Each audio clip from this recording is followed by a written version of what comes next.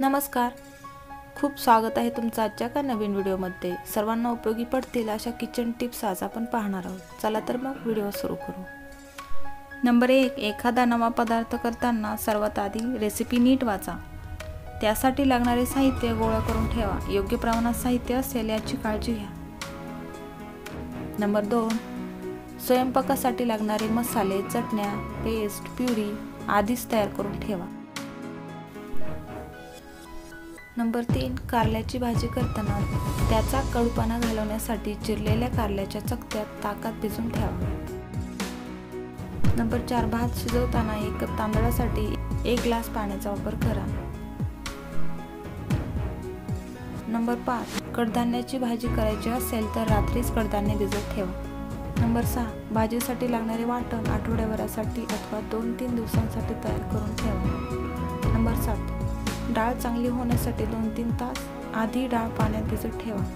Number 8, रात्री कडधान्य अथवा डाळ भिजत घालण्यासाठी विसरलात तर ती लवकर भिजण्यासाठी गरम पाण्यात 1 तास भिजत ठेवा।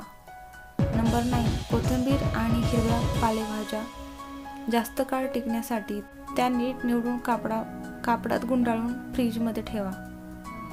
नंबर 10, साखरेत लवंग टाकल्यास तिला मुंग्या येत नाहीत। कडधान्य टिकण्यासाठी त्यांना तेल लावून कडधान्य उन्हात सुकवून ठेवावे। नंबर 12, सुका मेवा टिकण्यासाठी तो थोडा रोस्ट करून बरणीत भरून ठेवा। नंबर 13, दूध आणि दुधाचे पदार्थ खराब होऊ नये यासाठी फ्रीजच्या मागील भागामध्ये ठेवावे। 14, दही आंबट हवे असेल तर स्टीलच्या भांड्यात मोहरी आणि मीठ घालून विरजण लावावे। नंबर 15, झटपट कुरकुरीत बटाटा चिप्स बनवण्यासाठी बटाट्याचे पातळ काप करून बर्फाच्या पाण्यात थोडा वेळ ठेवा आणि नंतर तळून घ्या। नंबर 16, दही वडा मऊ होण्यासाठी पिठात 2 उकडलेले बटाटे बारीक करून घालावे।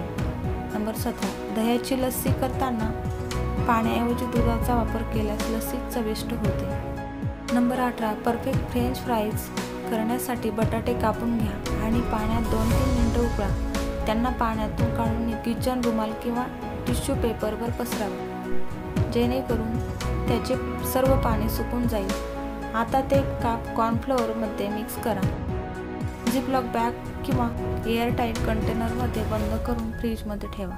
गरज पडल्यास बाहेर काढून लगेच तळून घ्या। पुऱ्या तळल्यानंतर तेल काळे होते ते पुन्हा वापरात येत नाही। अशा वेळी थोडा शिजवलेला भात त्या गरम तेलात घालावा। त्यामुळे तेलाचे काळे कण भाताला चिटकतात आणि तेल स्वच्छ होते। नंबर 20, छोले भटुरे करतेवेळी भटुरेचे पीठ मळताना मैद्यात थोडा उकडलेला बटाटा कुस्करून टाकावा। त्यामुळे भटुरे छान फुगतात आणि मऊ राहतात। नंबर 21, बटाट्यांचे पराठे चवदार करण्यासाठी त्यात कसुरी मेथीचा समावेश करावा। यामुळे पराठे अधिक चविष्ट लागतात।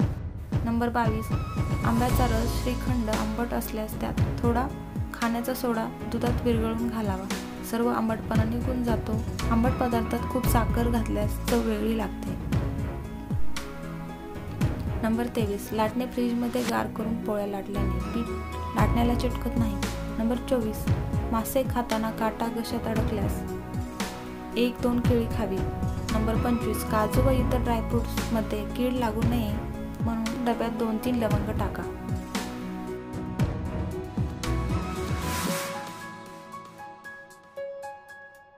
नंबर 26, पुरण शिजवताना हरभऱ्याच्या डाळीतच चमचाभर तूर डाळ टाकली की पुरण चांगले शिजते व आमटीला कटही चांगला येतो। नंबर 27, मेथी न भिजवता मेथीचे लाडू करायचे असल्यास मेथी चांगली भाजून घेऊन पावडर तयार करून रव्याबरोबर लाडू करावे। नंबर 28, लाल मिरची दळायला देण्यापूर्वी तिला मोहरीच्या तेलाचा हात लावावा। वर्षभर लाल रंग राहतो। नंबर 29, श्रीखंड फसफसू नये म्हणून चक्का फेसावा व साखर भिजेल एवढे दूध घालून साखर अर्धवट विरघळली की फेसलेला चक्का घालावा व कालवावे। नंबर 30, पालकाच्या भाजीत पुदिन्याची पानं घालून वरून निंबू पिळल्यास स्वाद वाढतो। गरम तव्यावर थालीपीठ थापता येत नाही म्हणून एखादा जाड कागदावर किंवा प्लास्टिकवर थापून मग थालीपीठ तव्यावर टाकावे। नंबर 32, सुगंध यावा यासाठी दही विरजताना त्यात कढीपत्त्याची 2-3 पाने टाकावी. नंबर 33 मेदूवडे करताना वड्याचे पीठ पातळ झाल्यास त्यात बारीक रवा मिसळावा. वडे कुरकुरीत होतात. नंबर 34 कोणत्याही प्रकारची धिरडी करताना कांदा कापून घालण्याऐवजी किसून घालावा. त्यामुळे धिरडी छान व कुरकुरीत होतात. नंबर 35 ताक आंबट होऊ नये म्हणून त्यात भरपूर पाणी घालून ठेवावे. वाढायच्या वेळी वरचे पाणी ओतून द्यावे. ताक आंबट होत नाही. कशा वाटल्या आजच्या टिप्स ह्या मला नक्की कमेंट करून सांगा. पुन्हा भेटूया अशाच व्हिडिओ सोबत. तोपर्यंत बाय बाय.